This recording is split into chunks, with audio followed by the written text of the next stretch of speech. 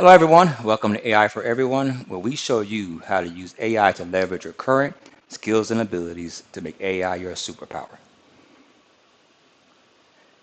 Have you ever had a long conversation with ChatGPT or Claude and notice how they start to forget what you're talking about, and it becomes very worrisome and troublesome to get them back on track? That's one of AI's main limitations is its memory.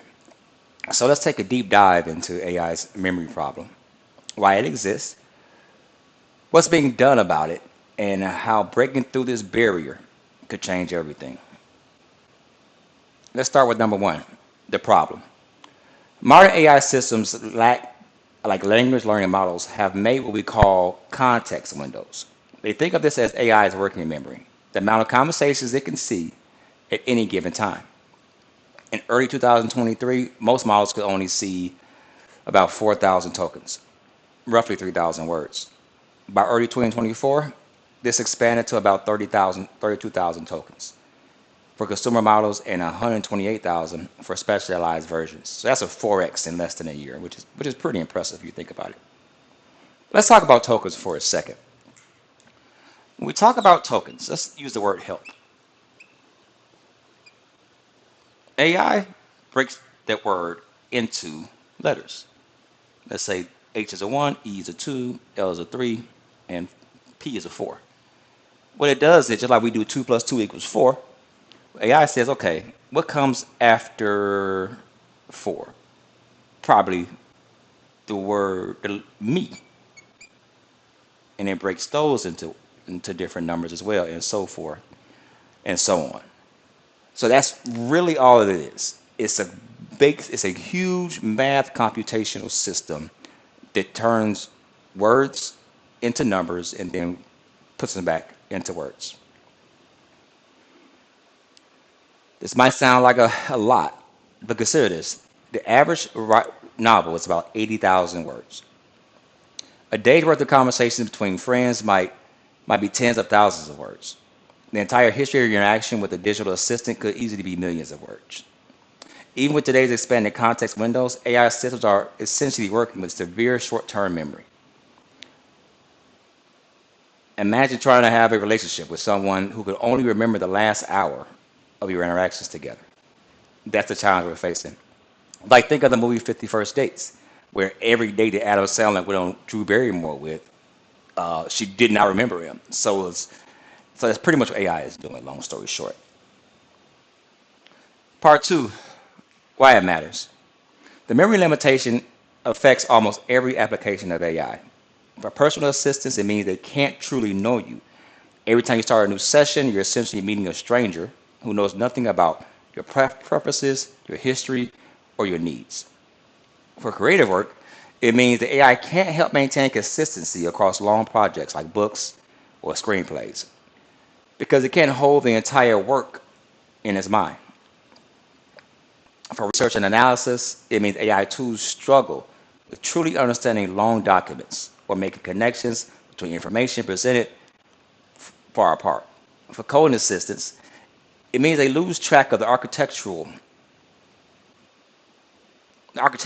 of large projects, making them less helpful for complex development risks. This isn't just an inconvenience. It's a fundamental barrier to building AI that can serve as a true long-term collaborator, rather it's just as a powerful, rather just a powerful but forgetful tool. Talk about part three, the technical challenges. So why don't companies just give AI systems unlimited memory? The challenge is both computational and architectural. First, there's the computational cost. The architectural mechanisms that power today's most capable AI systems scale quadratically with input length. If you double the context window, you're roughly quadrupling the computational resources needed. That means more energy consumption, higher costs, and slower responses. So if you think AI is getting expensive now, like Claude has a new program, it's called Max, which is $100 a month, where I have Claude Pro, which is $20 a month. The reason why it started to be so expensive is because the more and more we use it, the more energy is being maintained or utilized. And on that note, the reason why it's best for AI not to have a vast memory is no different than when you read a book or you take a class or you're going through a PowerPoint presentation. You can only consume so much before your brain just checks out. And if you keep consuming it, you're going to lose anything fundamental that you could actually build upon. So it's better to just do it one step at a time. Second, there's architectural challenges. Current transformers-based models weren't designed for persistent memory. The process will input tokens together, treating the first word and the last word as equally important.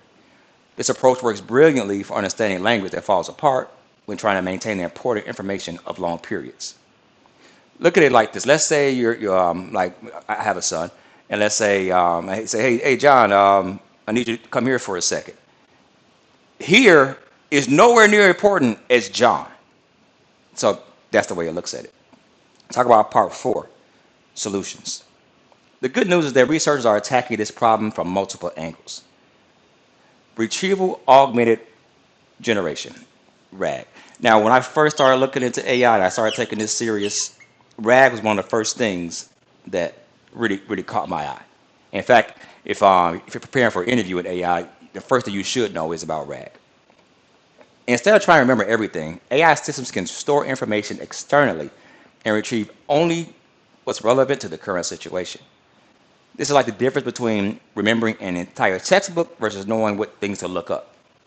Next, there's memory architecture.